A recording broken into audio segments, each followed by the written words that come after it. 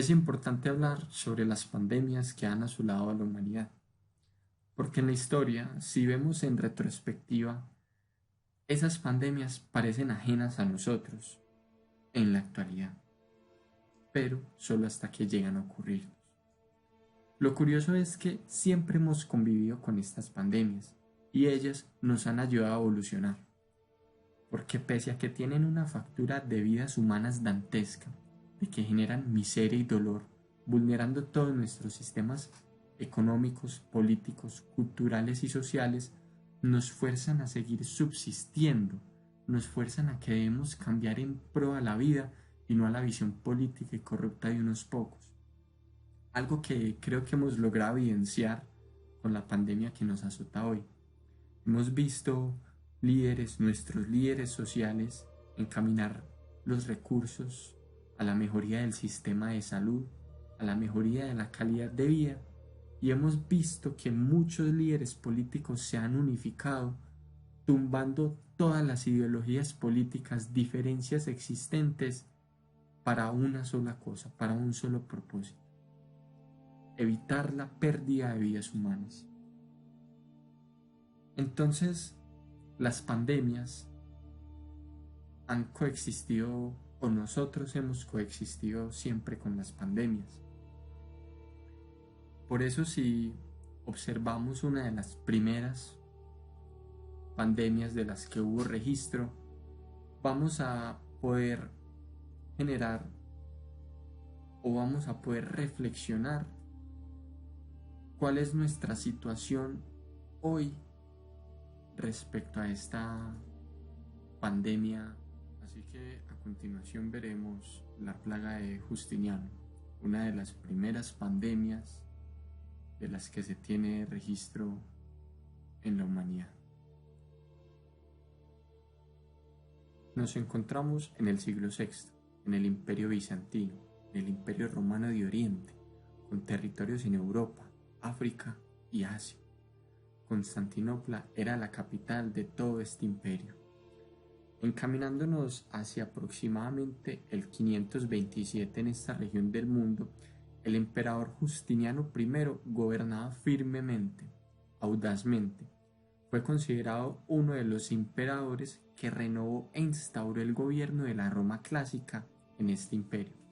Durante su reinado fue atacado por un enemigo prácticamente invisible y totalmente imposible de luchar contra él, dando origen a la peste de Justiniano. ¿Qué fue la peste o la plaga de Justiniano?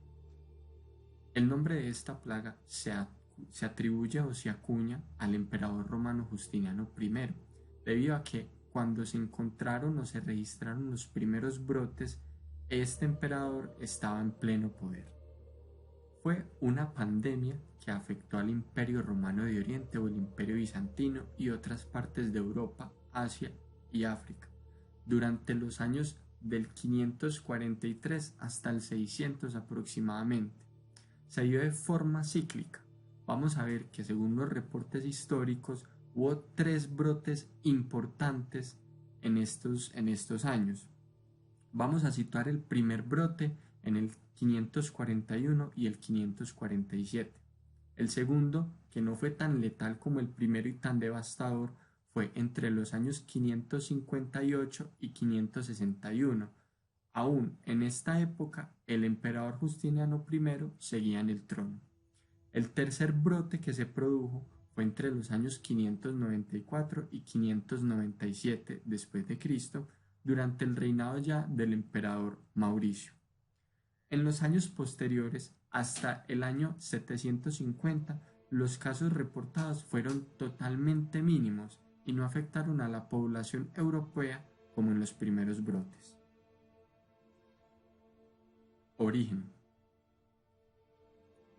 En la actualidad tenemos una amplia gama de herramientas que nos permiten determinar cuáles son las enfermedades que afectan al ser humano y cuáles son sus agentes etiológicos. El ser humano siempre ha tendido a estudiar qué es lo que ha acontecido en su pasado. En estudios actuales se ha determinado que la bacteria Yersinia pestis fue la causante de muchas plagas a lo largo de la historia de la humanidad. Esta bacteria, la Yersinia pestis, la conocemos habitualmente como la plaga negra o la peste negra. Sabemos que ella fue la que inició o la que atacó el Imperio Bizantino durante el régimen de Justiniano I, dando origen a los primeros registros históricos de la plaga bubónica o de la peste bubónica en la humanidad. La plaga, la bacteria Yersinia pestis se almacena en el estómago de la pulga, quien posteriormente se pega a roedores y principalmente roedores como la rata negra.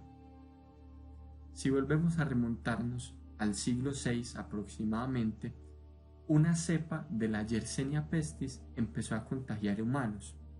Según historiadores, dicen que la peste comenzó en África, donde se encontraron huesos de rata negra en la isla de Zanzíbar, cuyos habitantes consumían como alimento, dando origen posiblemente a la enfermedad y permitiendo el contacto no solo de roedor a humano, sino de humano a humano. Esta plaga o esta enfermedad, que inicialmente comenzó como una epidemia local, no fue conocida hasta que se empezó a expandir hacia Egipto y el mar Mediterráneo. La catástrofe iniciaría en el 542, con la explosión de la infección en el puerto de Pelucio, en la zona de Constantinopla, que era un punto de importancia comercial que recibía materiales de África y Egipto, tales como marfil, caparazones de tortuga, alimentos, metales y vidrios. Durante la explosión de esta infección entonces, el puerto de Pelucio fue el primero en caer. El comercio de materiales, ya en el Imperio Bizantino, permitieron que la enfermedad se expandiese hasta Alejandría, Antioquía y la capital, Constantinopla, donde se registrarían los primeros casos de peste bubónica de manera oficial en la historia. Un historiador de la época, que llegó coincidencialmente durante los primeros años de la peste, Juan de Efeso, relató que la enfermedad era un castigo divino, un castigo por los dioses por los pecados cometidos de la humanidad. También relató que la plaga se expandía rápidamente, principalmente en centros públicos como iglesias, mercados, plazas y el centro de la ciudad.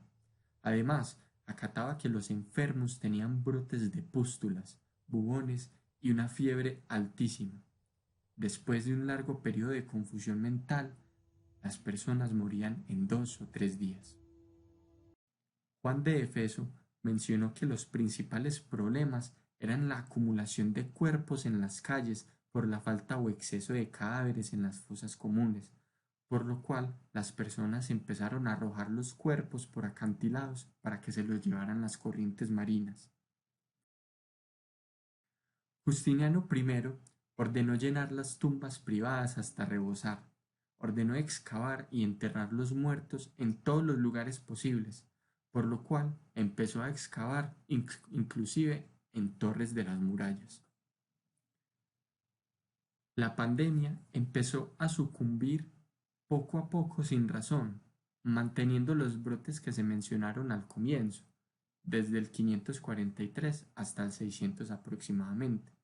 Pero en el año 750 se extendió a Persia tras las campañas militares de ambos países, haciendo que la incidencia de la enfermedad volviera a aumentar.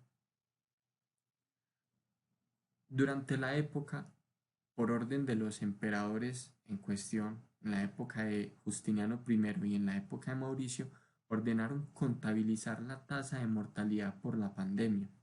Los muertos rondaban el 15 y 26% de la población. Aproximadamente 25 a 50 millones de personas murieron por la plaga. Tras pasar el tiempo, la pandemia fue casi invisible durante 6 siglos, siendo el preludio de una tragedia silenciosa que se avecinaba, una catástrofe aún mayor en el siglo XIV, lo que conoceremos más adelante en la historia como la peste bubónica. Las repercusiones fueron más allá de la salud de la época. Tuvo grandes impactos negativos en lo social, en lo militar, en lo político y lo económico, debido a que se afectaron en aquella época los principales puntos comerciales del Imperio bizantino.